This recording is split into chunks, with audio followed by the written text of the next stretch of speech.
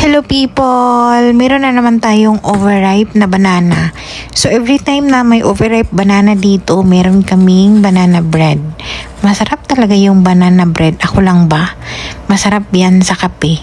Ito yung pinaka the best na cake para sa akin na pang partner sa kape. Meron akong 4 na bananas. Pwede pa kayong mag-add ng 2 dyan pagka ganyan lang kalaki yung banana nyo. Huwag masyadong marami para hindi siya mushy. And then 2 large egg, 2 cup ng sugar, pwedeng brown, pwedeng white.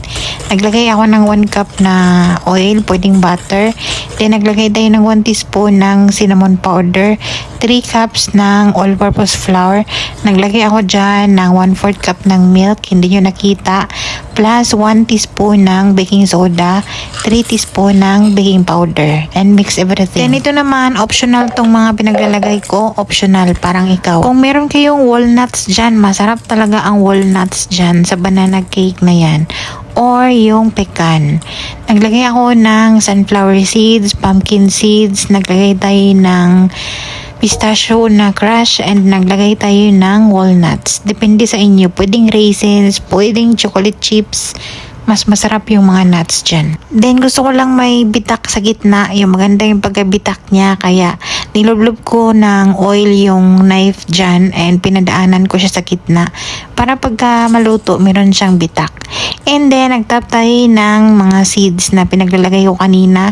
Sunflower seeds, naglagay tayo ng pumpkin seeds, pistachio na crush, and then naglagay tayo ng walnuts.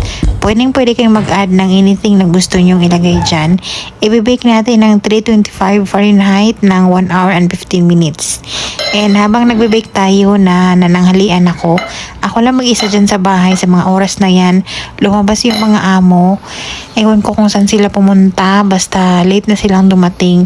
Naboboard din ako dahil sa mga oras na yan. Tapos na akong nagtrabaho. Mahirap pala talaga pag wala ding alaga, no? 1 taon na rin yung alaga kong namayapa today. Death anniversary niya today. And nung April 1 pa birthday ng amo kong babae. And sobrang emotional siya hanggang kahapon, hanggang today. Iyak siya ng iyak. And pinapakita niya yung mga picture. Nag-usap kami. Ayun, nag-iiyak-iyakan. Tapos alam ko talaga kanina na umano sila. Pumunta sila doon kung saan nakalibing yung bata. And saktong dumating sila, kakahango ko lang yan. Mainit-init pa at ang bango ng bahay. Nagkuha ako ng 2 slice plus green tea and inakyat ko sa taas.